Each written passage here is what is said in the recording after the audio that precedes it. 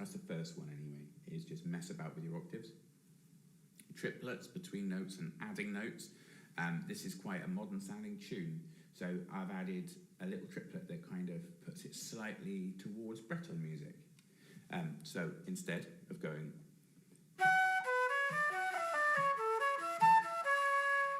I'm going to go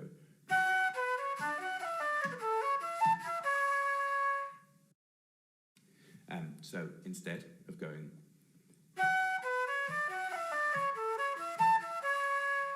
I'm going to go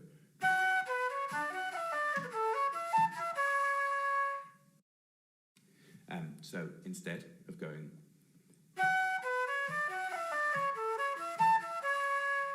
I'm going to go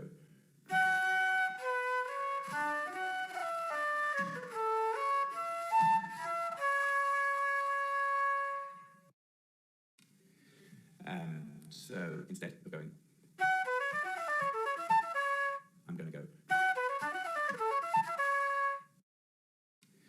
so instead of going